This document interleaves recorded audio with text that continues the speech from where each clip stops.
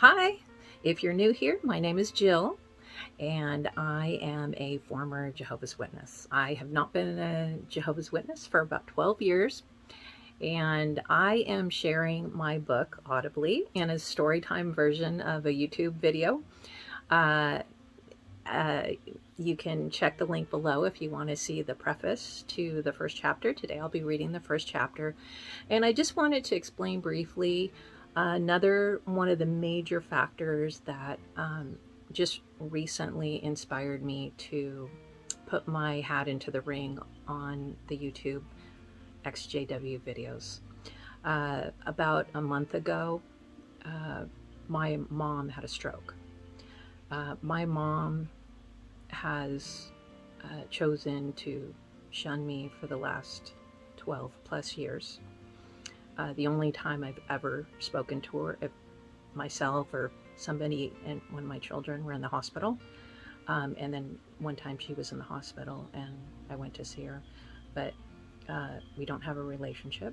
And that was the most heartbreaking you'll find in my book. That was the most heartbreaking part of me leaving the organization, was pretty much losing one of the most important relationships in my entire life completely. And figuring out how to mourn that when the person is not dead. But because recently she had a stroke, it was really, really interesting because so much time has passed. I wrote my book. I felt like I had processed so much of this loss, and you kind of find ways to like mourn a living person, and you think you're over it, and then you're mad, and you think you're over that, and then you're sad, and it's a roller coaster. It really takes time, and everybody's experience is so different because they're losing different relationships.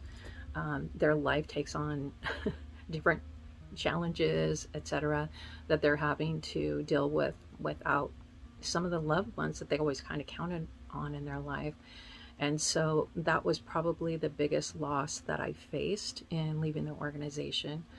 But now, after all, you know, more than a decade of not having a mom, um, I was called and informed when she had a stroke, and it's pretty major. I mean, I won't go into details about it because that's not important, but she needs constant help, 24/7 help, at least for the time being.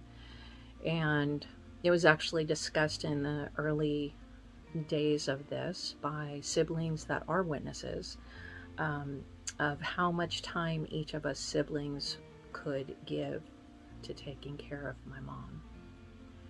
Whoa.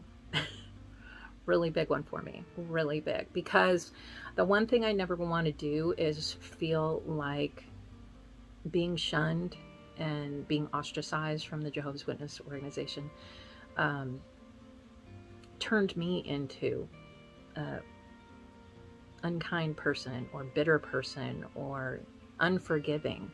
I feel like since not being a witness, I'm so much of a better person. It's like if I could talk to all my friends that are still witnesses or family members that are still witnesses, I just want to tell them, I am such a good person. You don't have to worry about me. But as you well know, if you're in my shoes, we're not afforded that opportunity to let them know we feel pretty good about ourselves. We're actually a lot of times better people than we were when we were trying so hard to measure up to those rigid rules, etc., in the organization. So anyway, I'm just gonna lay it out there, wear my heart on my sleeve, and let you know I basically told my siblings I would not be caring for my mom. And I know this sounds really incredibly harsh. I'm a very compassionate, very generous person with my time and would do anything for the people that I love. Uh, but here's what it came down to. I have two siblings that are witnesses. I have one sibling that's not a witness, but she's not as hard shunned as I am because she left when she was 11. Uh, so she doesn't get the same kind of shunning treatment as I have. Um, so there are three siblings that can step up and take care of my mom. Now, if they weren't there, I would do whatever it took. I would I would volunteer. I would take care of her. I would move in with her. I'd move her in with me. I'd do whatever it took to make sure she had a family member taking care of her. But because there are those people in place, then I had to start reasoning that me putting myself in that situation, I was already super uncomfortable just going to the hospital and seeing my brothers that are witnesses and seeing my mom and not knowing. I know how much she loves me. She's such a sweet, sweetheart person. Um, but it's almost like I scare her because, witnesses have so much fear about apostates, what they call an apostate, somebody that doesn't want to be knew what it was to be a witness, decides not to be, and then tells people they don't want to do it, because that's what she labeled me when I spoke to her about not being a witness many years ago. So I made that decision, and it was a really rough couple of weeks for me because I really had to kind of separate out. They haven't changed me. They haven't made me bitter. I'm not refusing to help my mom. She has chosen her witness family to be around her. She has given them her, what do they call it at the hospital? The durable power of attorney to her witness kids. And I have not been included in her life, nor have my children. And so it kind of was feeling to me like going to care for and help someone that has abused me, someone who has acted cruelly towards me. And I say this, it's so hard for me to even say those words because, I know many of you could probably relate to this. My mom is she's one of those sisters of the home that everybody loves. She's just so sweet and nice and always pioneering and always helping people, and just such a kind person. But she takes her being the best witness that she can possibly be and pleasing Jehovah, she takes it so seriously and she puts it above everything. I guess it's like, is it Abraham that was supposed to sacrifice Isaac? Which is a question I asked my mom when I was in my 20s. Like, would you do that? Would you kill your kid if Jehovah asked you to? The conversation fizzled. You know how those conversations fizzle and never get answered. And there's always some stupid reason for why that would be a reasonable thing for God to ask. Yeah, kill your kid. But I'll change my mind at the last minute just to mess with your head. Okay. So anyway, I drew a line in the sand and I just decided I'm not going to be a part of taking care of my mom.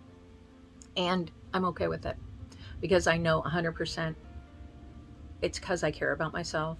I love myself. I have worked really hard because when you're raised as Jehovah's Witness, you're supposed to think little of yourself. You're supposed to think your heart is treacherous. You're supposed to think that you're born with sin, all these things. And since not being a witness, I am pretty confident that I'm a pretty good person and really compassionate and very forgiving. So it's not out of bitterness. It's not out of unforgiveness.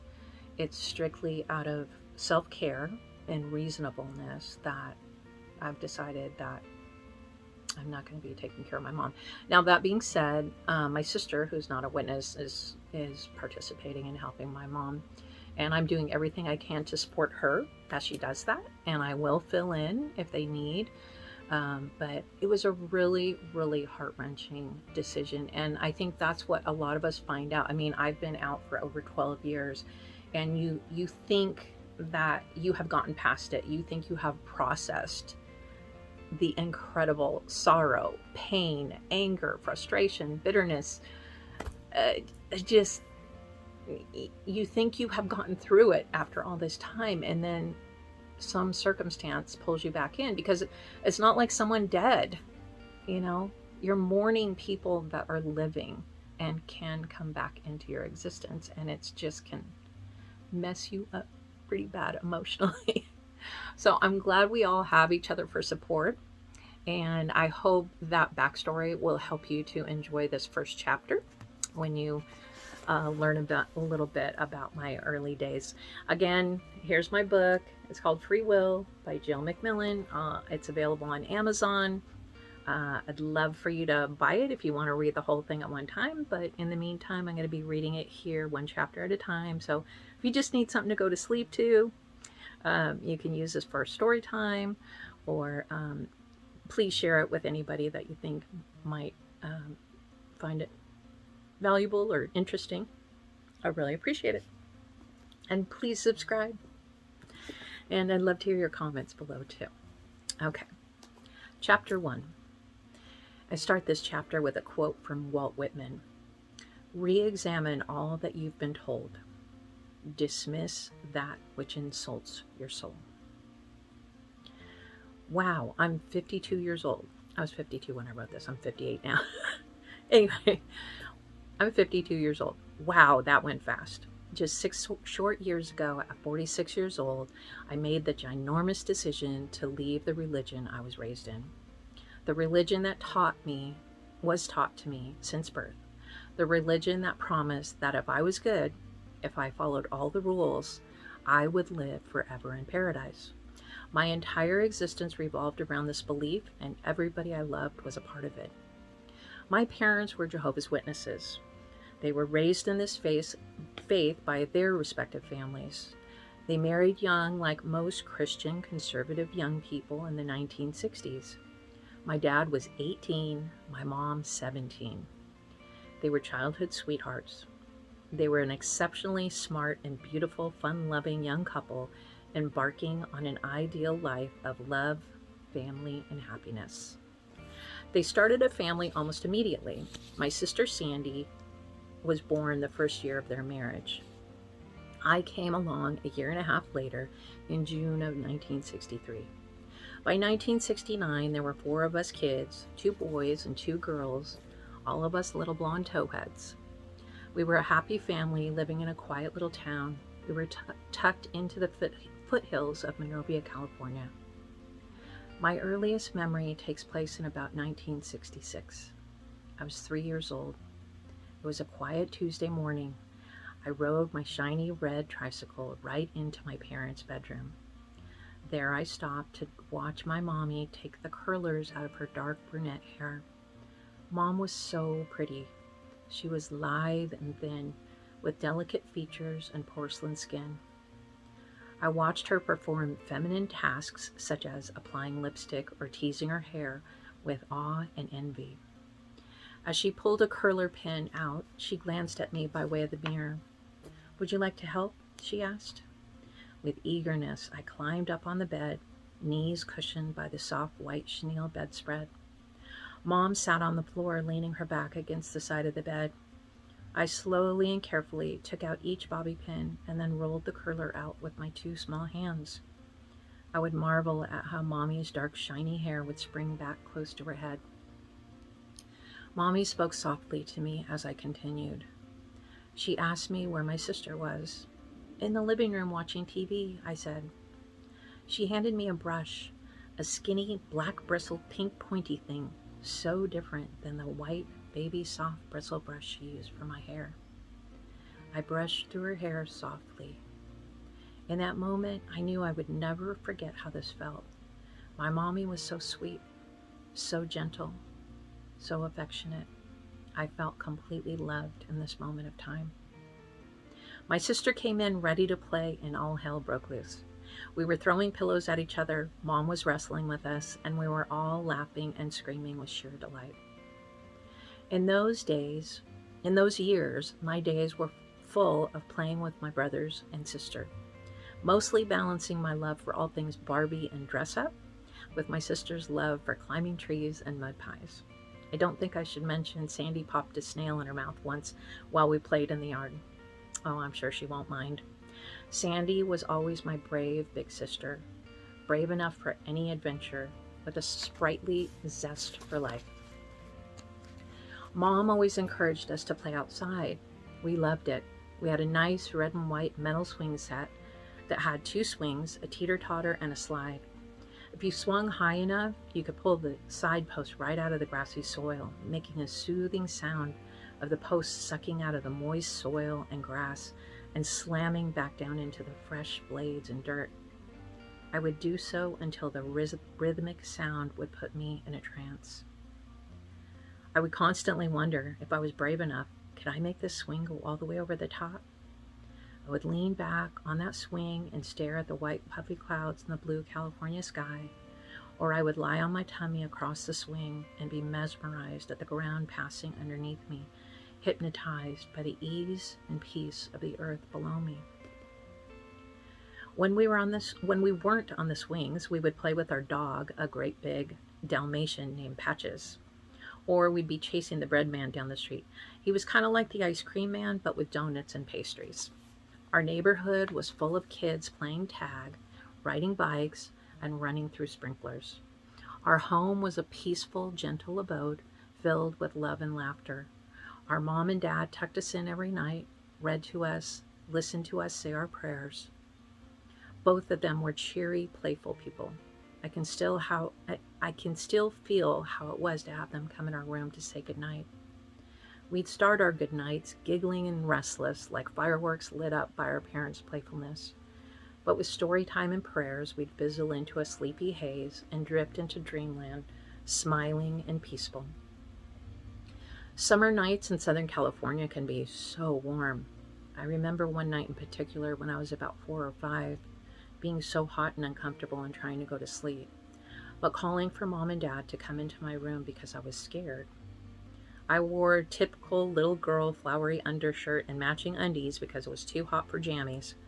I was so hot, but still under the covers because I was scared. I could hear crickets chirping outside with all the windows wide open, and the sound was so loud it scared me. Mom came in and sat next to me on the bed. She gently explained how crickets rub their legs together to make that sound, how they look like grasshoppers, and they are harmless. Then she got up and said, "Here, let's just use the sheet for covers." She took off the bedspread and set it aside. She lifted the entire top sheet and waved it toward the ceiling. It came down like a parachute in slow motion, softly brushing over my face as it fanned me cool. She did this several times till it was cool enough I wanted to tuck the sheet in snugly around me. I felt so comforted, so safe, so loved. Poof, my fear was gone. Mom was the most gentle and kind mom I could have imagined. She knew how to comfort us and was so patient. Dad, too, would often come in and lay down next to me and just talk quietly with me. I may have taken for granted how special it was for a mom or dad to tuck you in tenderly and tell you they love you every night. Dad worked a lot and so wasn't around as much as Mom, so the time I had with him felt precious. Spending time with him and getting his attention meant the world to me. The sound of his voice warmed my heart. It was my favorite thing at church to stand close to Dad and listen to his voice while we sang along with the congregation. Every church meeting started and ended with a song. These were songs that sounded like love, peace, and security to me. They were so ingrained in my psyche, I still find myself humming one every now and again. Standing with your family as they all sing together is a moving thing. An emotion of tenderness would overwhelm me as the piano player at the front of the hall would smoothly play a familiar hymn, and Dad's voice sounded like an angel to me. These moments were cemented in me like stone set in mortar. I was entrenched in this loving, safe environment that felt like it would be forever. I knew my parents loved me. So that's the end of chapter 1. It lays the groundwork of I had a pretty Pollyanna existence to start off, and things take a turn pretty quickly. So I hope you will stay tuned, subscribe below, and hit the notification button so you'll know right away when I post chapter 2. Thank you so much for joining me. I really appreciate you guys and hope you have a great one. See you soon.